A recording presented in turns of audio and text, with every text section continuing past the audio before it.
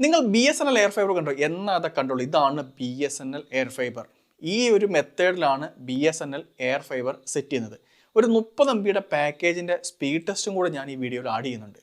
നല്ല കിണ്ണനായിട്ടുള്ള ക്വാളിറ്റി. കാരണം നമ്മൾ ജിയോ എയർ ഫൈബർ കാണുന്നുണ്ട്, എയർടെലിൻ്റെ എയർ ഫൈബർ കാണുന്നുണ്ട്. ഇതൊക്കെ നമ്മൾ കണ്ടിരുന്നാൽ പോലും ആരെങ്കിലും കണ്ടിട്ടുണ്ടോ BSNL എയർ ഫൈബർ? എന്തായാലും നല്ല ക്വാളിറ്റിയാണ്.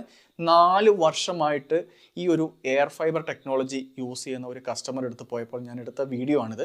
എന്താണെന്നുണ്ടെങ്കിലും നല്ല അടിപൊളി ക്വാളിറ്റിയാണ്. ഞാൻ അവിടുന്ന് അതിൻ്റെ സ്പീഡ് ടെസ്റ്റ് കാര്യങ്ങളൊക്കെ ചെക്ക് ചെയ്ത് നോക്കി, കുറച്ച് ഡൗൺലോഡിങ് കാര്യങ്ങളൊക്കെ ചെക്ക് ചെയ്ത് നോക്കി. എല്ലാം കൊണ്ടും നമുക്ക് പക്ക അക്യുറേറ്റ് ആണ്. കിട്ടുന്ന ബാൻഡ് വിഡ്ത്ത് വളരെ കോൺസ്റ്റൻ്റ് ആണ്.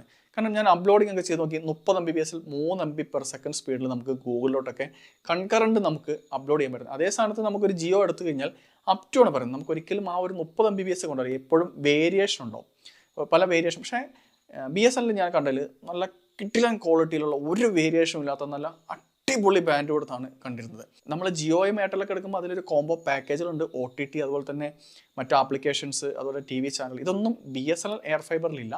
അത് ഓൺലി ബാൻഡ് കൊടുത്ത് മാത്രമേ ഉള്ളൂ. അവർക്ക് ഈ വരുന്ന 600 രൂപയാണ് മാസം ചാർജ് വന്നിരിക്കുന്നത് 30 MBPS.